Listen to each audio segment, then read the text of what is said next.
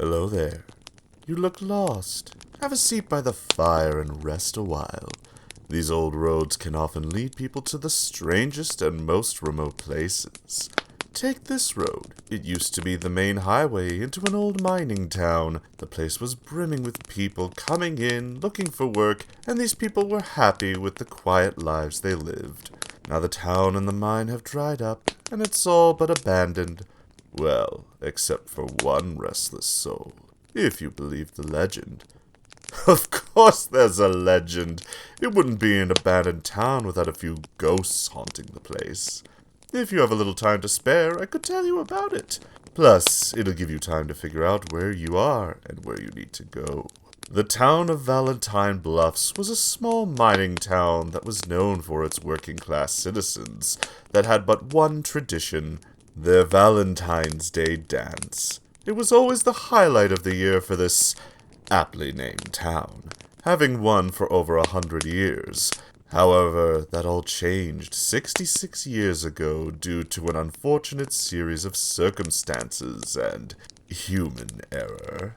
It was the night of the dance. The people were gathering for a night of merriment and fun, except for a small group of people who were tasked with inspecting the mines for any damages or spots of wood decay.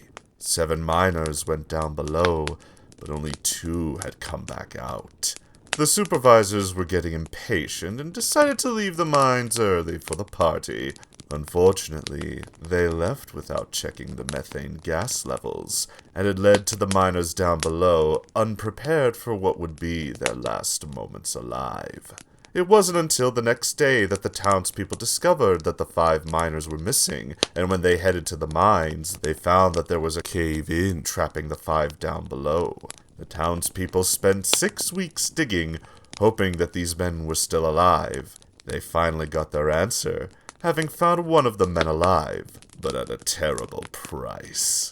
His name was Harry Warden, a simple, hard-working man that mostly kept to himself. No one knew much about him except that he was a model employee, and he always helped out his family with the money he got from working in the mines, which was probably why he agreed to be a part of the crew that were to check the mines. Harry and the others never knew what had happened when they woke up after being hit by the methane explosion. All of them tried to call for help, and even tried to dig themselves out, but of course, to no avail. It wasn't long before the miners started to lose hope. With every passing second, they knew that no one was coming, and they began to panic. Fighting amongst themselves, the 5 miners started to try and kill each other to conserve the remaining air supply. It wasn't too long before the winner and survivor was chosen. Harry had killed his fellow men, but while that conserved his air supply, he still needed food to keep himself alive. And there was only one thing in those mines that was available to him. After the rescue team found Harry, he was sent to a psychiatric hospital, where he was kept under lock and key for a year. That was until he heard that the 2 supervisors were absolved of their crimes. Infuriated, Harry escaped from the hospital, headed back to Valentine Bluffs, dressed in his old mining gear, and killed the 2 supervisors. But he didn't leave without saying goodbye, in a manner of speaking. For when the townspeople headed to the town hall, they found 2 special packages that Harry left for them: the cutout hearts of the supervisors, and a note stating that the town was to never have another Valentine's dance ever again. The legend goes that Harry would come back every Valentine's Day to make sure that everyone followed his warnings, and if they don't, he'd cut out their hearts and leave them in Valentine candy boxes. Many have claimed to have seen Harry return in the 80s when the town tried to bring back their Valentine's Day traditions. But from what I heard, that was a copycat that went crazy after seeing the decorations. The town dried up after that, mostly due to the coal mines drying up, and the people left to look for other work in the surrounding areas.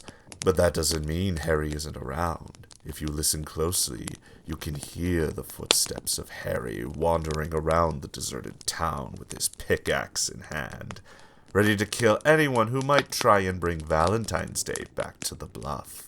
Then again, maybe you'll hear his manic laughter before the footsteps. So be wary, kids. Even lovers aren't safe on a day like Valentine's Day.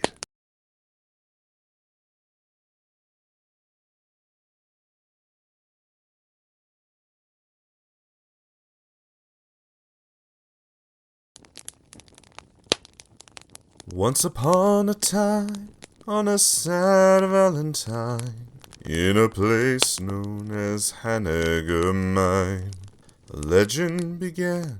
Every woman and man would always remember the time, and those who remain were never the same. You could see the fear in their eyes. Once every year, as the 14th draws near, there's a hush all over the town. For the legend, they say, on a Valentine's Day is a curse that'll live on and on. And no one will know, as the years come and go, of the horror from long time ago. 20 years came and went, and everyone spent the 14th in quiet regret. And those still alive know the secret survives in the darkness that looms in the night. For the legend, they say, on a Valentine's Day is a curse that'll live on and on. And no one will know, as the years come and go, of the horror from long time ago. In this little town, when the 14th comes round, there's a silence and fear in the air. Remember the morn that the legend was born, all the shock and the horror was there. For the legend, they say, on a Valentine's Day is a curse that'll live on, and no one will know, as the years come and go, of the horror from long time ago. And no one will know, as the years come and go, of the horror from a long time ago.